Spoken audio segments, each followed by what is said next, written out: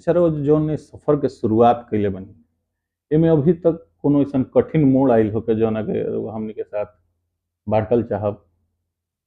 कठिन मोड़ ना आयल। देखिए,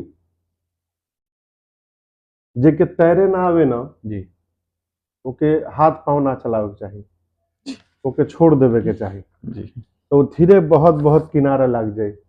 वही प्रकार अपनी यात्रा में चलत रही आ भगवान पर छोड़ दी। हम एक भजन गावनी, जहां ले चलोगे वहीं मैं चलूंगा, जहां नाथ रख दोगे वहीं मैं रहूंगा। तो आज तक ऐसा कोनो कठिन मोड़ ना आयल जीवन यात्रा में अभी ले।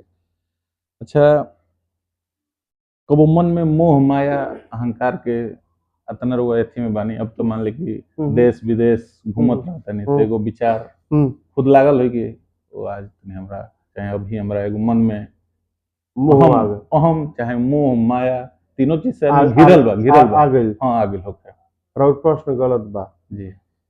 ई मत पूछी कि कबो मोह माया अहंकार आइल बा, जी जी ई पूछी का कबो गइल बा। अच्छा जी, तो ये बताई गइल बा ना निकल गए हम कथा बाचेनी, जी एकरा मतलब ही नहीं है कि हमरे लगे मोह नहीं है, माया नहीं है, अहंकार नहीं है, मद नहीं है, जी सब बा। जी और अपना प्रयास से मोह माया अहंकार छूटे वाला बिना दक्षिणा लिए कथा नहीं बाँचत हम आ कहीं माया नहीं है, ये संभव बा का? पहले नहीं हैं? पहले नहीं अपना प्रयास से मोह माया जोन विकार बा, 3 नहीं के 6 बा, काम क्रोध मद मोह लोभ मत्सर। मत्सर यानी ईर्ष्या।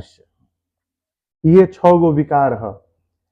सब महात्मा जी के छोड़ के जी जितना लोग बा उधर न लीजिएगा, उधर मत करिएगा कैमरा।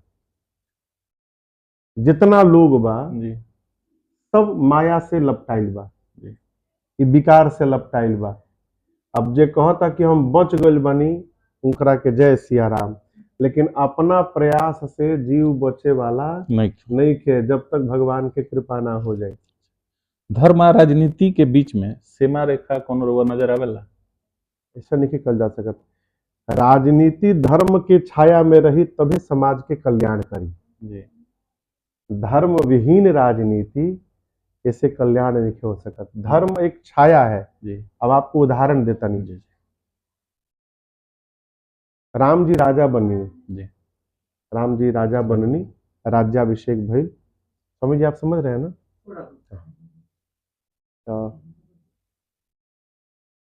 भरत भैया छत्र लेके अब भगवान के सिंहासन के पीछे खड़ा हो गए नहीं।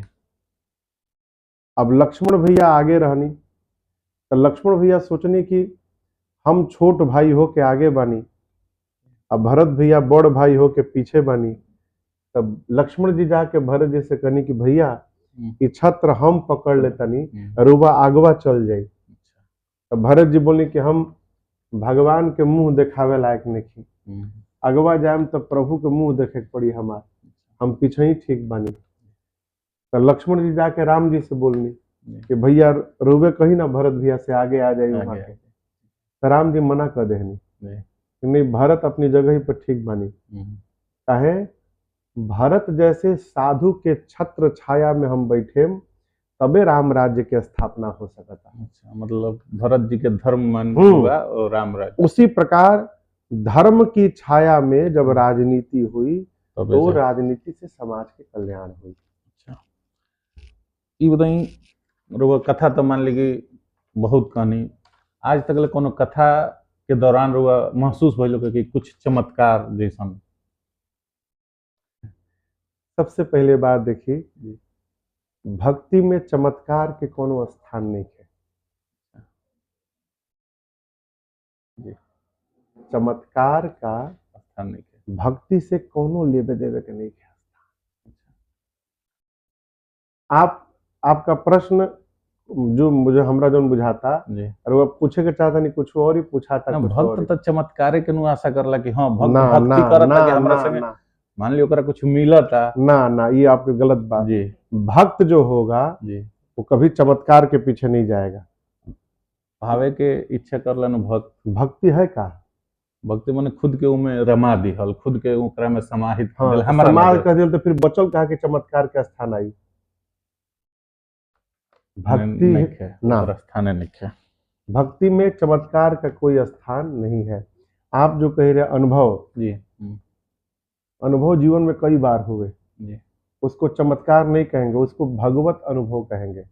भगवत अनुभूति, भगवत अनुभूति। भगवत कृपा के आभास, भगवत करुणा के आभास कि भगवान के कृपा दिखाई दे रहल बा। जी तो अनुभव जो होला वो बतावे खातिर ना होला, अनुभव अनुभव करे खातिर अनुभव होला, करे खातिर। अनुभूति में लेवे खातिर होला।